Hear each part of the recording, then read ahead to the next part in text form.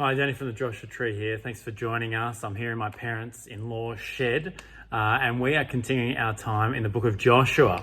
And today we get to one of the typical stories that is perhaps familiar with many, where God's people circle around the city of Jericho, blowing trumpets and yelling, "The walls come tumbling down and the city becomes theirs." It's something that many people may have heard about, or when hearing of it, you might think is completely unbelievable. But as we continue to see the work that God is doing in delivering on his promises, we see that there's a purpose and an intent in all that occurs. So let's get stuck in. Joshua chapter 5, verse 1. Now when all the Amorite kings west of the Jordan and all the Canaanite kings along the coast heard how the Lord had dried up the Jordan before the Israelites until they had crossed over, their hearts melted in fear, and they no longer had the courage to face the Israelites. Again, we see that before any of the events that unfold have even occurred, the opposition has been defeated. They didn't attack the Israelites as they just come across the Jordan River. They were in fear. Their hearts were literally melting. And so verse 2, at that time the Lord said to Joshua, "Make flint knives and circumcise the Israelites again." So Joshua made flint knives and circumcised the Israelites at Gibeath Harloth. And what we see here is that having crossed the Jordan and finally entered the land, finally crossed over and been delivered to the land that had been promised generations ago, the community needed to start establishing the rhythms that would define them. And so part of their community was this sign of circumcision at a young age. It had been something that had been neglected from the previous generation, and we see that from verse 4. Now this is why he did so.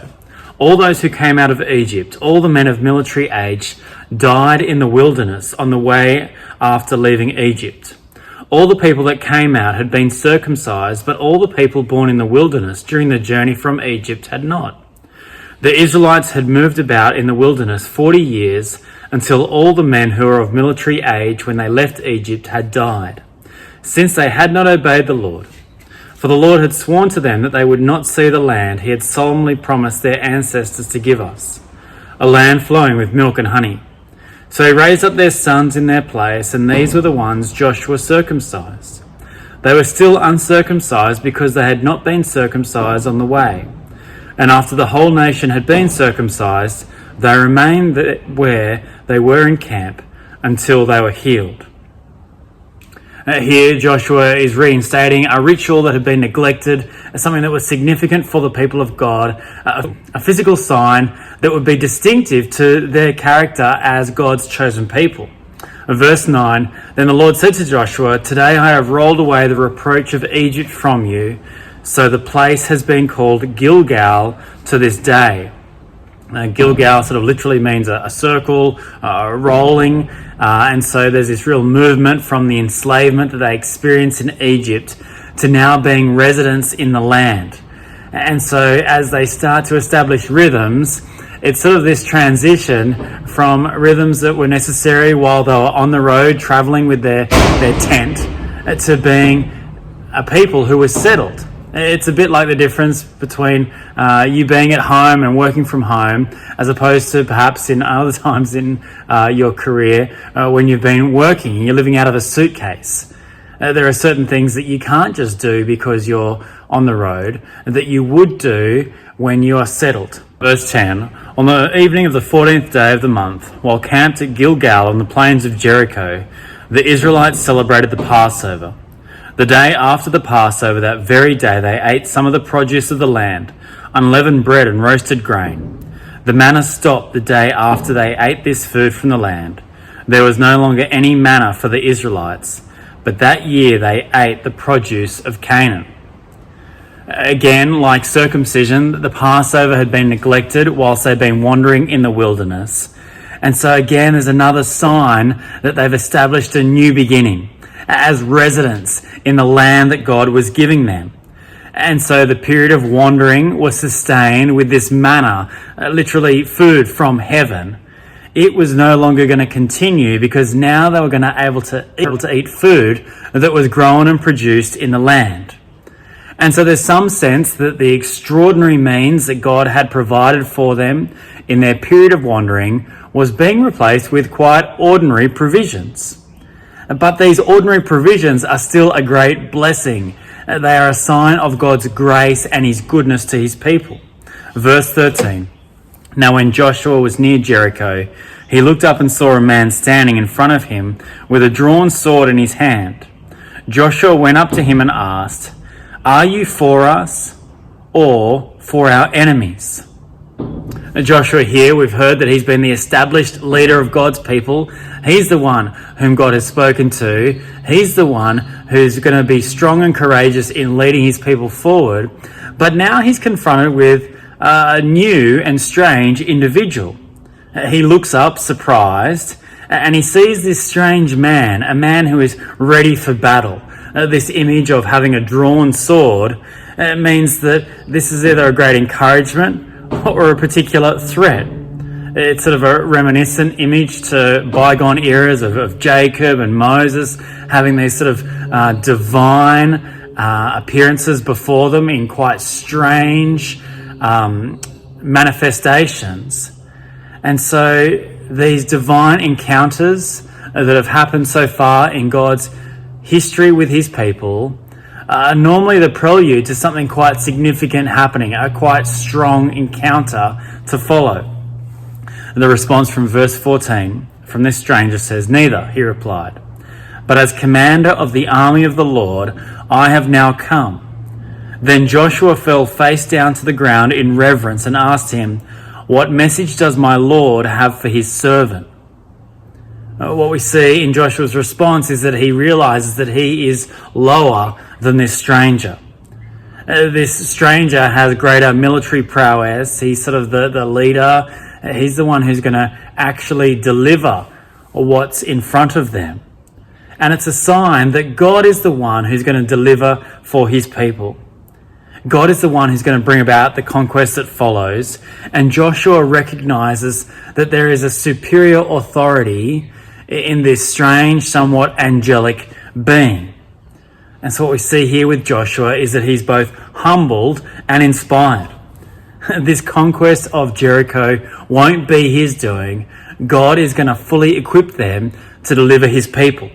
So verse 15, the commander of the Lord's army replied, "Take off your sandals, for the place where you are standing is holy." And Joshua did so. Now again, we've seen the significance of the Ark of the Covenant, this wooden box that was sort of the physical, visible manifestation of God's presence. But it's not that God is contained or could be contained in any one particular location. His holiness permeates anywhere. And so this stranger, as being sent from God, as being a spiritual and holy representation of who is really leading this conquest, is one who is worthy of worship. And so Joshua is continually reminded that he sits under a superior authority. Chapter 6, verse 1. Now the gates of Jericho were securely barred because of the Israelites. No one went out and no one came in. Now, as we have the stage set for what is before them, we see the impossibility of the task. The inhabitants of Jericho are on high alert. It's not just that the city gates have been shut for the evening. They are in full lockdown. They are aware of God's people and the past actions that God has worked in delivering his plans for his people. Verse 2, then the Lord said to Joshua, "See, I have delivered Jericho into your hands, along with its king and its fighting men." Again, here we see the encouragement from God to Joshua that the conquest is already completed.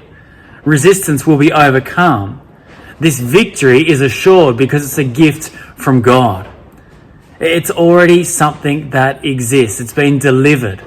God has set about the result before the events that are going to unfold.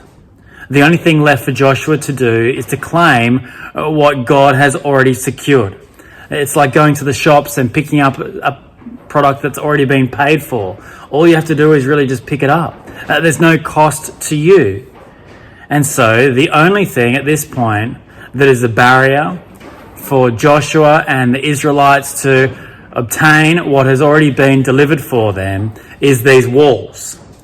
Now, from a military perspective, if you're sort of trying to invade a city and you're confronted with city walls, there's a few options. You can go over them, you can dig under them, you can try and drive through them, you can just wait and starve those inside the city walls, or you can try and send in some spies or some moles to infiltrate from inside.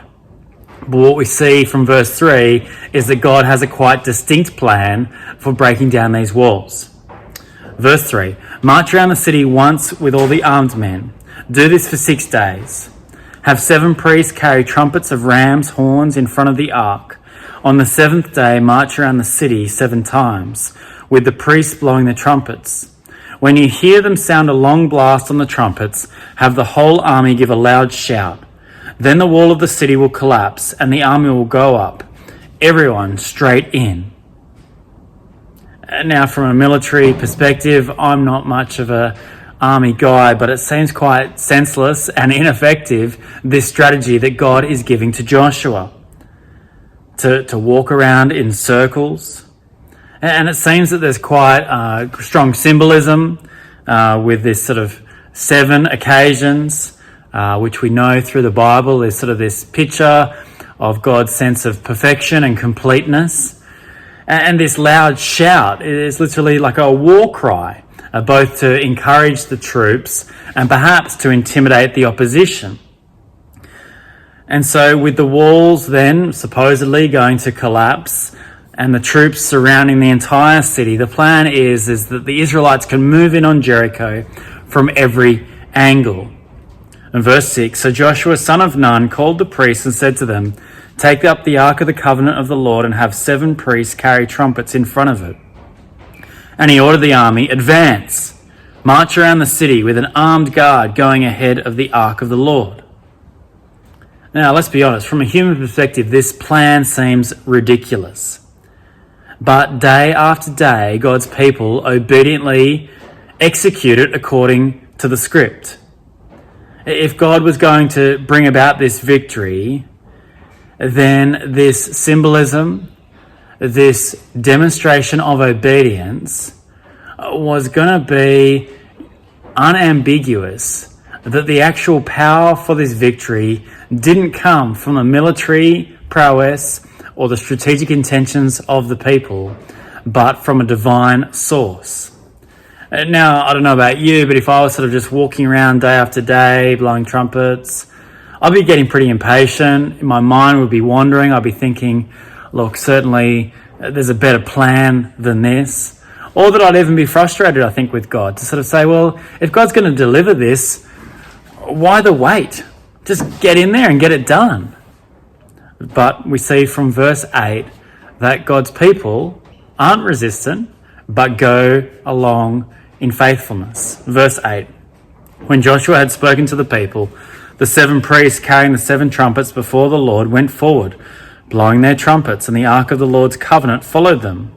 The armed guard marched ahead of the priests who blew the trumpets, and the rear guard followed the ark. All this time the trumpets were sounding.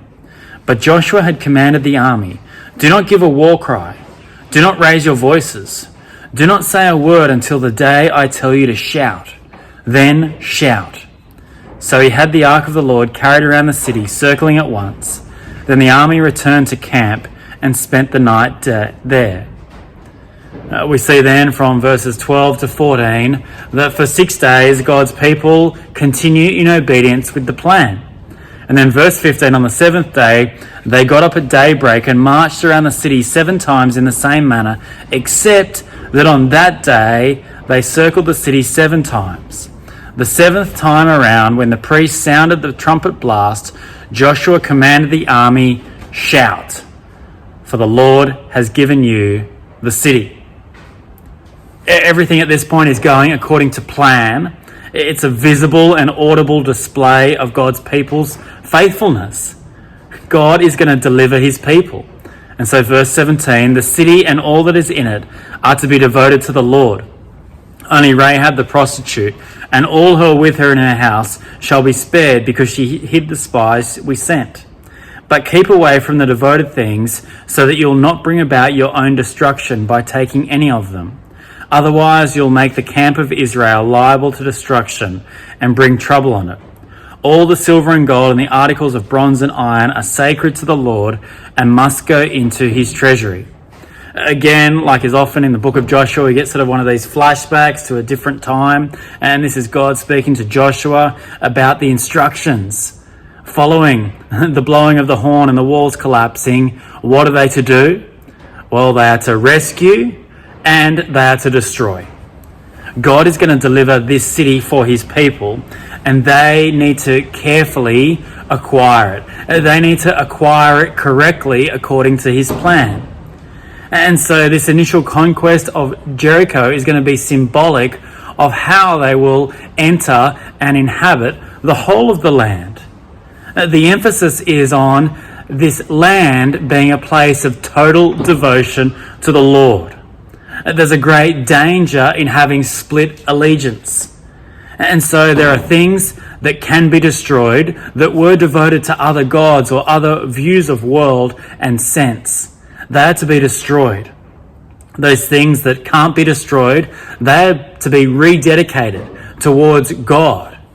They are to be solely for his worship.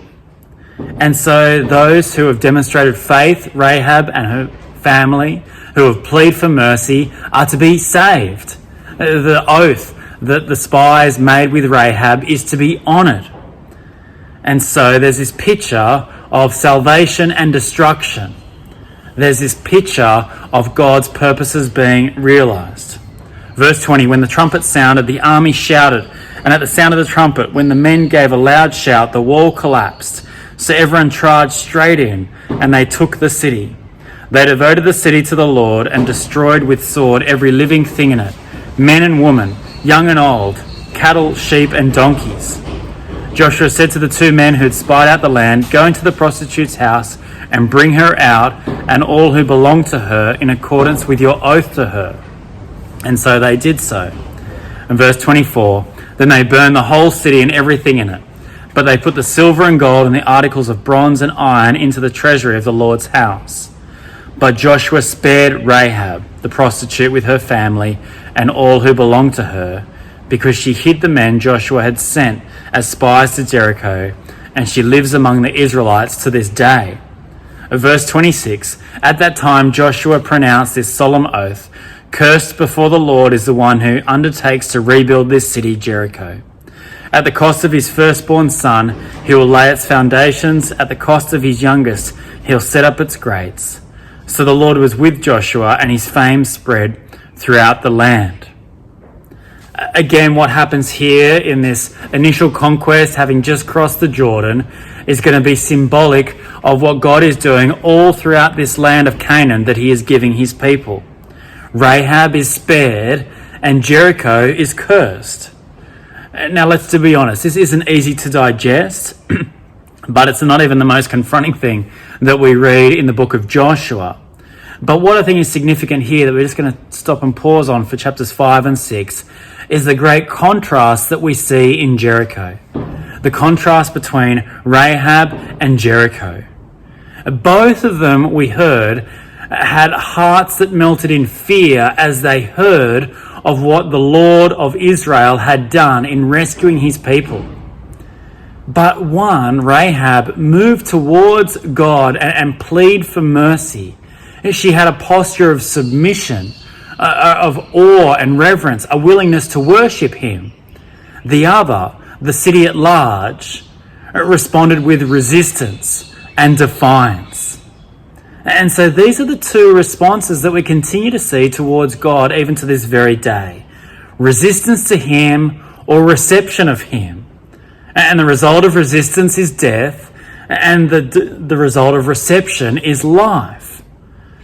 And so as we stop and reflect on this message from Joshua's 5 and 6, Hebrews chapter 11 gives us the point that we need to focus on. Verse 30 says, by faith, the walls of Jericho fell after the army had marched around them for 7 days. And now, we saw earlier in the book, when we looked at Rahab and her exaltation in the book of Hebrews, that she too was commended for her faith. So too the Israelites, as they're marching around this city for 7 days, are commended for their faith. And faith there was demonstrated that God was going to maintain them as a distinct people, and that he was going to deliver for them in distinct ways. You see, God is working his purposes out, not according to human logic or the power structures that we tend to have in this world, but by his divine purpose. And so as we try and progress to try and work out what this message of the people entering Jericho has for us today, I think Colossians chapter 2 verse 13 really helps us. When you were dead in your sins and in the uncircumcision of your flesh, God made you alive with Christ. He forgave us all our sins, having cancelled the charge of our legal indebtedness, which stood against us and condemned us. He has taken it away, nailing it to the cross. And having disarmed the powers and authorities, he made a public spectacle of them, triumphing over them by the cross. You see, God is wanting to deliver his people now to what he is promising. A life of freedom. Not freedom in that we have our own plot of land to build our own house on, but freedom to live in relationship with him rightly, to be free from the constraints of sin that consume our flesh. And so the analogy for us today is that unlike the Israelites who overcame a physical opposition, our main opposition is spiritual. And now, often an idea that Christians have held throughout the ages about the nature of this spiritual opposition is that it can be categorized with the world in terms of just a general thinking that is disbelieving of God, the flesh, which is our desires that sort of pull us away from how God designed us to be, and thirdly, the devil, that there is this sort of spiritual opposition. There is this cosmic battle between God and his enemies. And so, God's victory that we see here in Colossians is in a very distinct way. God delivers his people now was through the giving of his own life, being nailed to the cross. And so in that act of Jesus' death, he disarms the great power that all that is opposed to him has. The greatest power that the devil has is death. But in Jesus dying and then being risen to life in this quite unexpected and distinct way, God is showing that he has the ability to deliver his people, to deliver anyone who comes to him in faith, who, like Rahab, is receptive, who comes to him with a plea for mercy and is willing and desiring to be rescued. And so God's people, as they circled the city, as they lived out this rhythm of obedience, having started the new rhythms of living as God's people, being circumcised and celebrating the Passover, and then listening to Joshua's instructions, and then being obedient in their life, God was going to give to them what he had planned for them. His good plans for them. His good purposes for them. So there is a sense that what it looks like to walk by faith now is living this distinct life.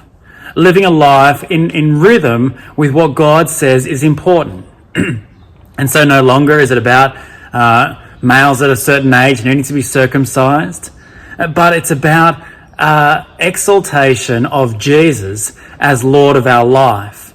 It's about living in rhythms of being his people, which perhaps the most distinct aspect of for us in modern Australia is the communal nature of living as God's people. Our Australian culture is all about individual freedom and choice. It's about, pursuing options that are interesting or available to us. It's not really considering too greatly the implications of our decisions on others.